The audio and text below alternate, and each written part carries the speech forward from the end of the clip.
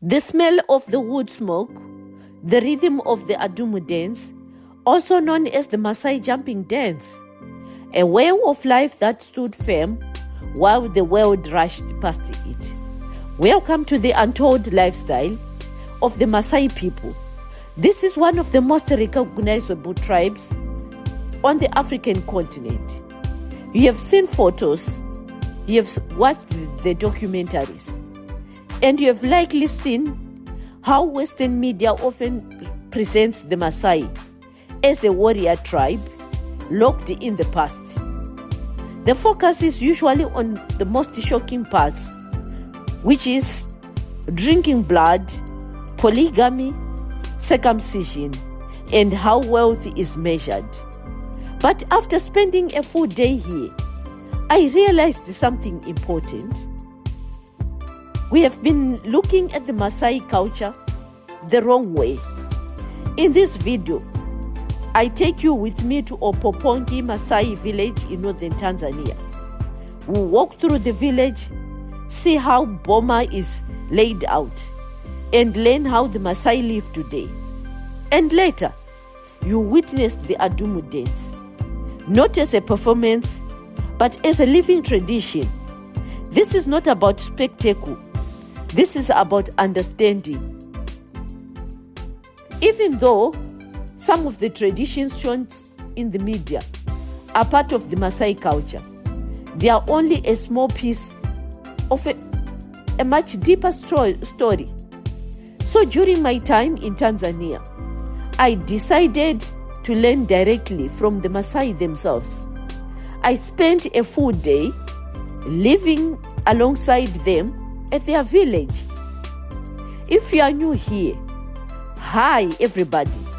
My name is Pemia, and welcome to Pemia Voyages and Lifestyle. I travel to Tanzania almost every year, sharing travel vlogs, hidden gems, and cultural experiences.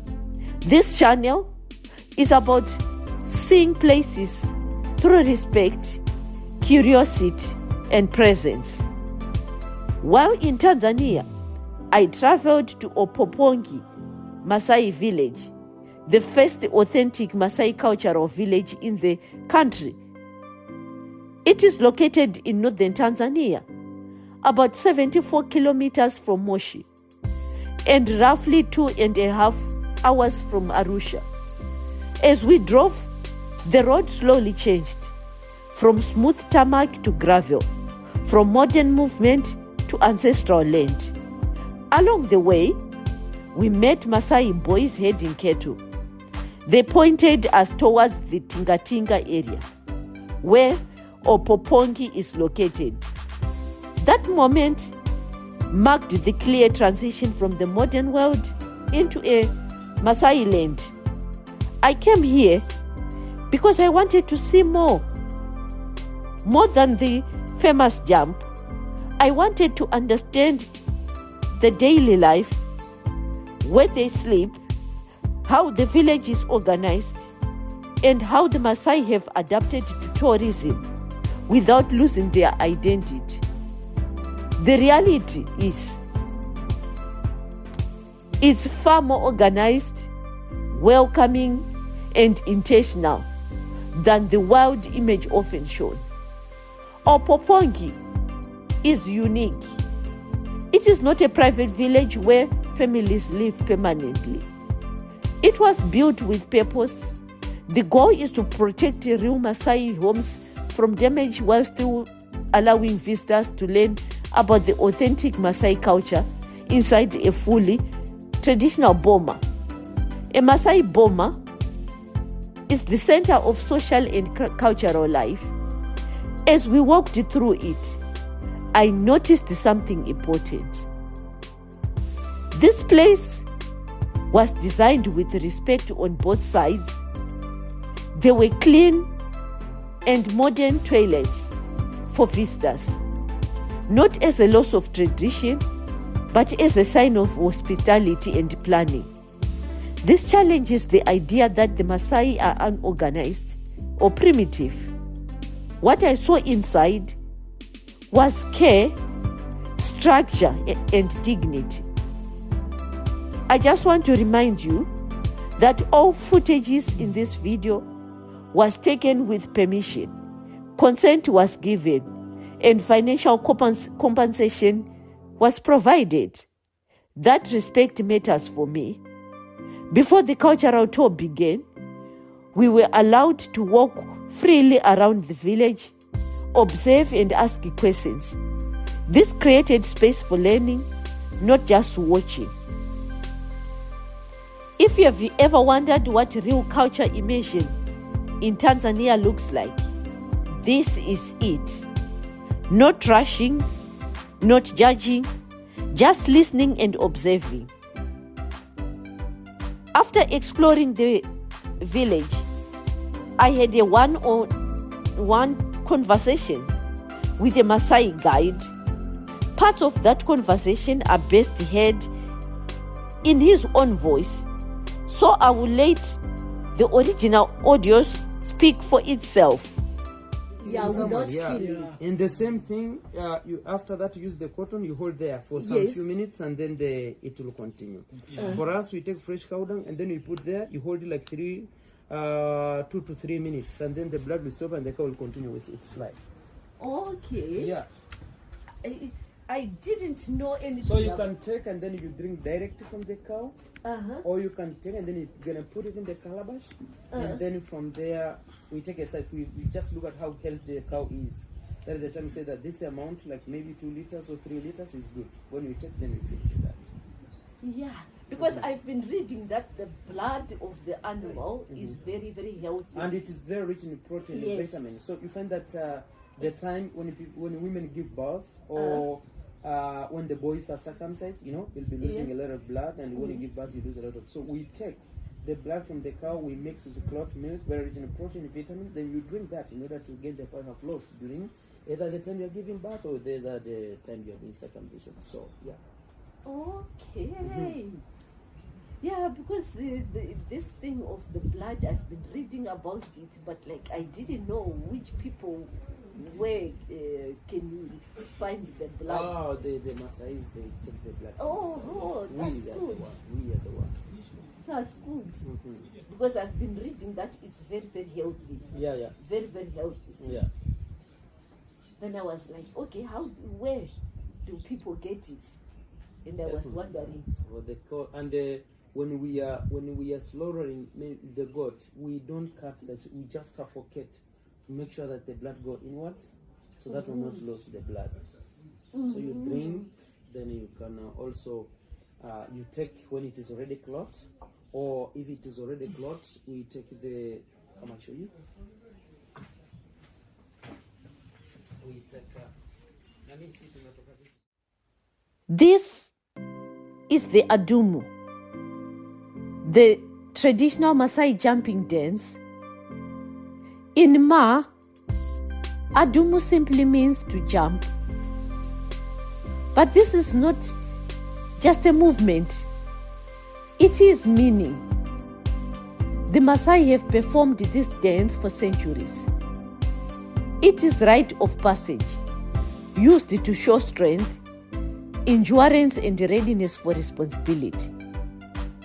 The higher the jump, the stronger the message.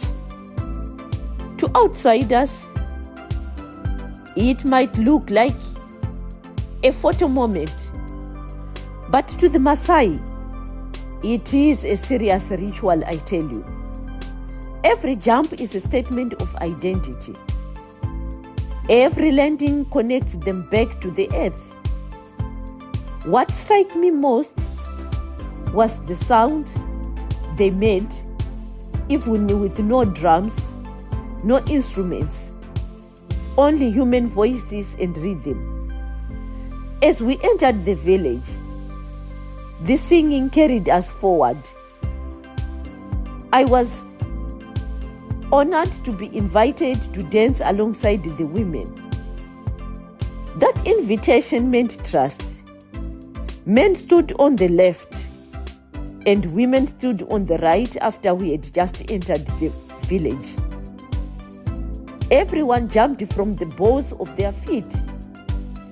heels never touched the ground. When I tried it myself, I understood quickly how much strength it requires. The calves burn, the balance matters.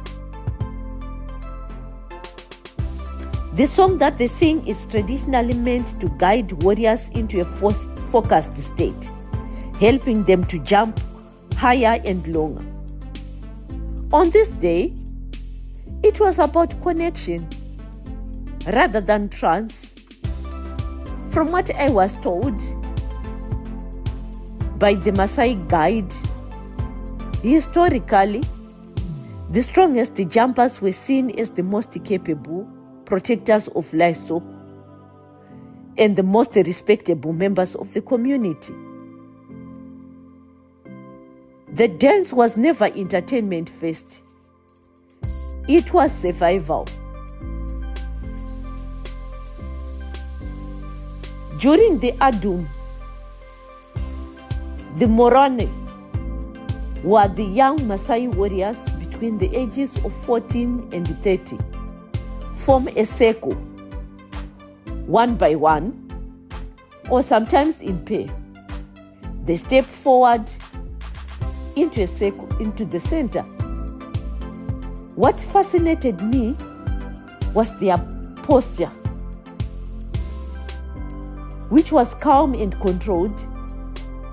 As they jump, their movement was deliberate. The higher they jump, the more the voices around them rise. The warriors standing in their circle responded by lifting the pitch of their singing, pushing the jumper to a higher level. When they jumped, it is much easier for one to think that they are competing with each other. But I got to learn that it is a sign of encouragement and recognition and shared pride. Clothing and jewelries are just a part of what they wear, and they form an important part of the movement itself.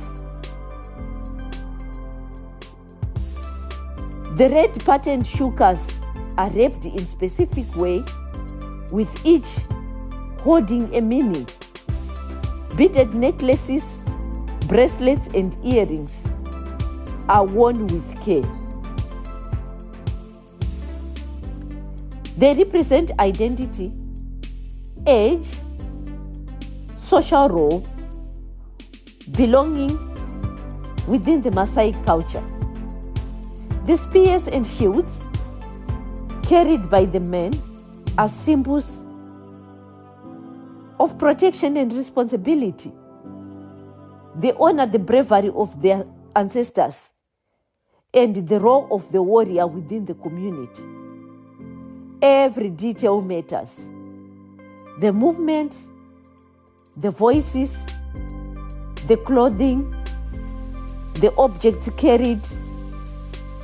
Together, they connect the past to the present. This is how Maasai culture in Tanzania is remembered and practiced and kept alive. When we say that drinking milk mixed with blood is strange, but we rarely question meat that is made in factories, especially in the Western world. My question here becomes, which one is more natural? Spending time here really changed the way I see culture, wealth, and life itself. Being here made me to start evaluating my own beliefs and to see the concept of truth about cultures with another perspective. Truth is not a universal concept. Beliefs and values, norms are defined by their cultural context. Truth is often a construct of local shared experiences. Therefore, no single culture should judge another culture and look at them as less superior. If this journey through Maasai culture in Tanzania gave you a new perspective, I invite you to stay, subscribe to Premier Voyages and Lifestyle for more travel vlogs, cultural stories, and hidden places across Tanzania and beyond. Don't forget to share and like. Thank you for walking with me.